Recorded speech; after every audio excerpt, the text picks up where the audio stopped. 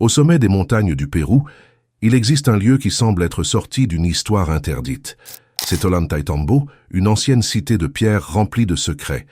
En marchant dans ces rues, vous sentez que chaque mur raconte quelque chose que personne n'a osé révéler. Les blocs gigantesques, les rampes mystérieuses et les découpes parfaites dans la pierre vous poussent à vous demander comment quelque chose d'aussi impressionnant a-t-il pu être construit il y a tant de siècles. Imaginez des blocs de la taille de camions, assemblés comme les pièces d'un immense puzzle. Ils n'ont ni ciment ni colle mais demeurent solides depuis des centaines d'années. Lorsque vous les observez de près, vous voyez des découpes si droites qu'elles semblent faites par des machines modernes. Mais de telles machines n'existaient pas au temps des Incas. Alors, comment ont-ils réussi? Ollantaytambo n'est pas seulement un ensemble de ruines. C'est une forteresse, un centre religieux et un point stratégique qui conserve des récits de batailles et de rituels anciens. Mais, au-delà de tout cela, c'est un lieu où l'ingénierie défie notre imagination. Ceux qui montent jusque-là ressentent le poids du passé, comme s'ils se trouvaient face à une énigme que les livres d'histoire cherchent à dissimuler.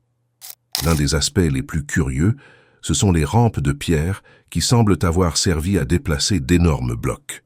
Certains spécialistes croient que les Incas ont utilisé des rouleaux de bois ou des rails improvisés pour tirer les pierres en montée. D'autres disent que les rampes étaient simplement des chemins sacrés. Mais aucune de ces explications ne rend compte totalement de la manière dont des tonnes de roches ont été transportées jusque-là. Les carrières, d'où provenaient les pierres, se trouvent à plusieurs kilomètres de distance, de l'autre côté de la vallée. Cela signifie que quelqu'un a dû transporter des blocs gigantesques, descendant des montagnes, traversant des rivières, puis remontant encore. Un trajet presque impossible, même pour des camions modernes, et encore plus pour des hommes utilisant des cordes et des leviers. En ce qui concerne la chronologie, les chercheurs officiels affirment qu'Ollantaytambo fut construit par les Incas au XVe siècle. Mais certaines marques de découpe, certains alignements et certaines méthodes suggèrent que quelque chose de bien plus ancien existait déjà sur place. Serait-ce une cité pré-Inca, remodelée par les Incas? Cette question change tout et amène beaucoup de gens à douter de l'histoire officielle. En observant les découpes des pierres, vous voyez des sillons droits, des angles précis et des surfaces trop lisses pour de simples outils de bronze. C'est comme s'ils avaient utilisé une technologie perdue ou un savoir qui a disparu. Cette précision crée une atmosphère mystérieuse et vous pousse à vous demander « Savons-nous vraiment qui a construit tout cela ?» À chaque pas, vous comprenez qu'Ollantaytambo n'est pas seulement de l'histoire, c'est un puzzle vivant. Chaque rampe, chaque marque de découpe et chaque pierre déplacée essaie de transmettre un message à ceux qui savent observer. C'est comme si le lieu était un livre de pierre, écrit dans une langue ancienne que plus personne ne comprend. Ce décor crée un puissant point d'accroche. Si ces marques, ces rampes et ces routes de carrière ne peuvent pas être expliquées facilement, qu'est-ce qui pourrait encore être caché là? Que se passerait-il si l'on trouvait des preuves d'une civilisation antérieure aux Incas, utilisant des techniques que nous ne parvenons pas à reproduire aujourd'hui? Nous ne faisons qu'entamer le voyage. Nous allons plonger plus profondément dans les secrets d'Ollantaytambo, explorer les rampes mystérieuses, les trajets de transport impossibles et les indices d'une chronologie bien plus ancienne. Préparez-vous à découvrir des éléments qui pourraient transformer votre façon de comprendre l'histoire. En parcourant les rues d'Ollantaytambo, vous remarquez de larges rampes s'élevant le long des pentes. Elles semblent avoir été construites pour quelque chose de bien plus grand que de simples pas humains. C'est comme si elles étaient d'antiques pistes destinées à déplacer d'énormes blocs. En regardant du bas vers le haut, on imagine de grosses cordes, des troncs roulants et des travailleurs tirant avec force. Mais cela suffirait-il pour déplacer des pierres de plusieurs dizaines de tonnes? Certains archéologues suggèrent que les Incas utilisaient des rouleaux de bois pour pousser les blocs en montée. D'autres affirment qu'ils construisaient des rampes temporaires, recouvertes de terre afin de faciliter le transport. Mais aucune de ces méthodes n'explique vraiment la précision avec laquelle les pierres furent placées au sommet. Jusqu'à aujourd'hui, il n'existe pas d'expérience capable de reproduire cet exploit avec exactitude. Un autre détail attire l'attention. Certaines rampes ne suivent pas un tracé logique. Elles montent, tournent, redescendent et s'arrêtent dans des lieux où il n'existe aucune construction. Cela amène certains chercheurs à penser que les rampes n'étaient pas de simples voies pour transporter des blocs. Peut-être étaient-elles des symboles rituels ou des marques laissées par une civilisation antérieure poursuivant un autre but. Les routes de carrière accentuent encore le mystère. Les pierres utilisées à Ollantaytambo provenaient d'un lieu appelé Kachikata, situé à plus de 6 km de là. Entre les deux endroits s'étend une vallée profonde, avec des rivières et des terrains escarpés. Transporter des tonnes de roches par ce chemin défie la logique, même pour des ingénieurs modernes. En observant la carte de la vallée, on distingue une ligne de possibles trajets marqués par d'anciens sentiers. Certains présentent des découpes au sol, comme si elles avaient servi de guide pour des troncs ou des plateformes. C'est comme si quelqu'un avait planifié une gigantesque opération logistique, bien avant l'existence de routes modernes. Cela suggère une connaissance avancée de l'ingénierie et de l'organisation pour l'époque. Un autre élément intrigant est que certaines pierres portent des marques de découpe qui ne correspondent pas aux outils de bronze ou de pierre. Elles sont trop lisses et trop droites, avec des angles de 90 degrés. Cela alimente des théories selon lesquelles les Incas auraient hérité de ces constructions d'un peuple antérieur, dont la technique a disparu, comme s'ils avaient simplement poursuivi une œuvre déjà commencée. En parcourant le site, vous remarquez des blocs abandonnés en chemin, comme si les travaux avaient été brusquement interrompus. D'énormes pierres demeurent encore dans la carrière, taillées, prêtes à être transportées, mais jamais déplacées. C'est comme une photographie figée du passé, révélant qu'un projet colossal avait commencé puis s'était arrêté mystérieusement. Ces indices suggèrent une chronologie étrange. Peut-être qu'Ollantaytambo n'appartient pas seulement au XVe siècle. Peut-être est-il bien plus ancien, constitué de couches de construction superposées au fil des siècles ou des millénaires. Cette idée change tout, car elle suppose que des peuples inconnus auraient pu habiter le lieu bien avant les Incas. Chaque détail renforce l'atmosphère de mystère. Les rampes deviennent des énigmes, les blocs inachevés des témoins silencieux, et les routes de carrière des indices d'un savoir perdu. Le visiteur a alors l'impression de ne pas seulement découvrir des ruines, mais d'entrer dans un véritable laboratoire de secrets enfouis dans la pierre. Si les Incas ont hérité d'une œuvre bien plus grande, qui a réellement commencé à construire Ollantaytambo? Existe-t-il une civilisation pré-Inca possédant des techniques si avancées que nous sommes encore incapables de les comprendre? Plus vous observez les blocs d'Ollantaytambo, plus vous réalisez qu'ils ne sont pas seulement immenses, ils sont parfaitement ajustés. Les joints entre les pierres sont si fins qu'une lame de couteau n'y entrerait pas. Ce n'est pas seulement de la force brute, c'est de la précision. On dirait que quelqu'un a mesuré, découpé et ajusté chaque pièce comme s'il assemblait un immense puzzle de pierre. Les marques de découpe sur les surfaces constituent une autre énigme. Certaines sont lisses, presque polies, tandis que d'autres présentent des lignes droites, comme si une scie géante était passée par là.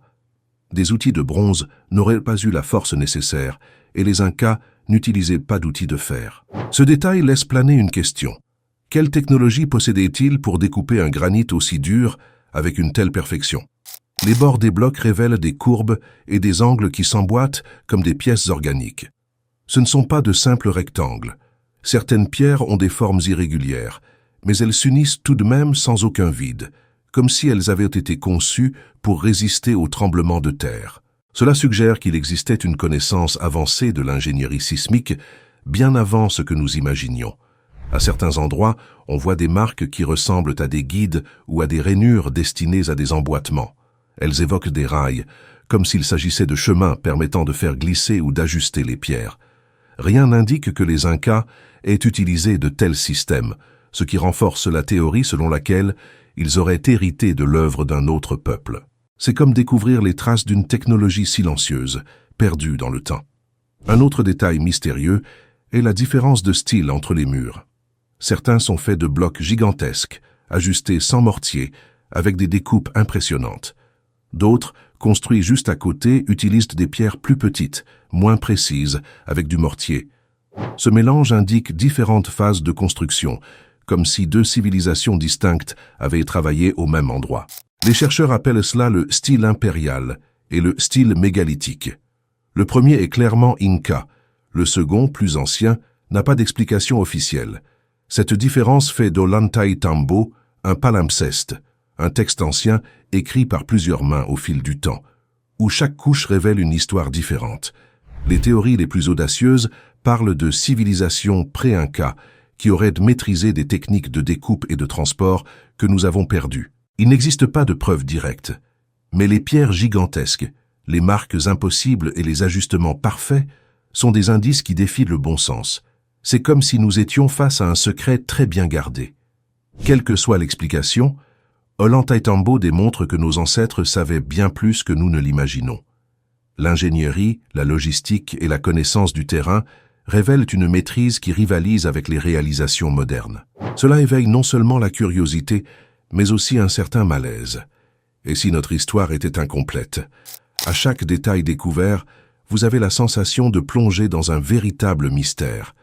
Les pierres racontent des histoires que personne ne peut lire, les marques dissimulent des secrets que nul n'explique, et le paysage montagneux crée une atmosphère presque magique.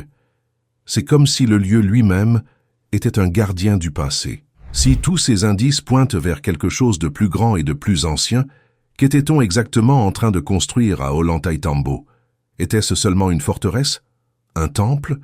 Ou bien quelque chose de beaucoup plus mystérieux que nous ne comprenons pas encore? Maintenant que vous avez vu les rampes, les marques de découpe et les routes de carrière, surgit la grande question. Pourquoi tout cela a-t-il été fait? Beaucoup disent qu'Ollantaytambo n'était qu'une forteresse. D'autres croient que c'était un centre religieux.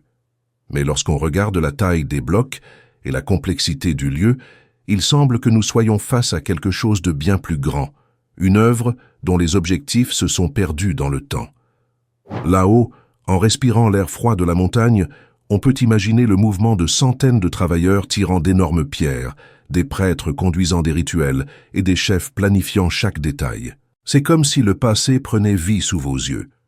Le mystère ne réside pas seulement dans la manière dont ils ont construit, mais aussi dans la raison pour laquelle ils l'ont fait. Certains historiens disent qu'Ollantaytambo servait de centre de contrôle de la vallée sacrée, conçue pour résister aux invasions. Mais cette explication ne rend pas compte de la perfection des découpes ni du transport impossible des pierres. D'autres suggèrent qu'il s'agissait d'un temple du soleil, lié à des alignements astronomiques. Cela non plus n'explique pas les blocs abandonnés et les routes étranges. Il y a ceux qui pensent qu'Ollantaytambo est l'héritage d'un peuple bien plus ancien, peut-être pré-incaïque, disparu avant les écrits. Les Incas n'auraient fait qu'exploiter ce qui existait déjà. Cette théorie donne des frissons, car elle signifie qu'il a pu exister une civilisation capable de réaliser des choses que nous ne parvenons même pas à reproduire aujourd'hui. En parcourant les terrasses, vous remarquez que chaque marche est une invitation à penser différemment. Les pierres ne sont pas de simples pierres, elles sont les témoins d'une histoire qui ne nous a pas été racontée. Et chaque rampe, chaque découpe, chaque bloc ajusté défie notre compréhension moderne de l'ingénierie et de la logistique. Le plus impressionnant est de ressentir que tout ici a été conçu pour durer. Des centaines d'années de tremblements de terre, de pluie et de vent n'ont pas renversé les blocs gigantesques. Même avec le passage des siècles, ils demeurent solides, comme s'ils faisaient partie de la montagne elle-même. Cette résistance renforce l'idée qu'il existait une profonde connaissance de la nature et des structures. Peut-être qu'Ollantaytambo n'est pas une fin, mais un commencement. Une carte de pierre destinée à nous rappeler que le passé est bien plus riche que nous ne l'imaginons. Un lieu où la science, la foi et le mystère se rencontrent pour raconter une histoire perdue. Ceux qui visitent ce site repartent avec plus de questions que de réponses. Ce mystère éveille quelque chose en nous. Si nos ancêtres furent capables de bâtir une œuvre aussi grandiose avec des ressources limitées, qu'ont-ils pu accomplir d'autres? Quelles autres constructions, dissimulées dans les montagnes, les forêts ou les déserts, attendent encore d'être découvertes? Cette réflexion ouvre la voie à une nouvelle manière de percevoir l'histoire. À présent, vous savez qu'Ollantaytambo n'est pas seulement un site touristique du Pérou. C'est le symbole d'une énigme bien plus vaste, une clé vers un passé presque interdit. Et tandis que vous méditez là-dessus, vous réalisez que vous êtes face à l'une des plus grandes aventures de l'archéologie mondiale, et qu'à chaque pierre, un secret est sur le point d'être révélé. Merci d'avoir regardé et maintenant YouTube vous recommande 2 vidéos spécialement choisies pour vous. Je suis certain que vous les apprécierez également. Cliquez et visionnez une autre vidéo de notre chaîne.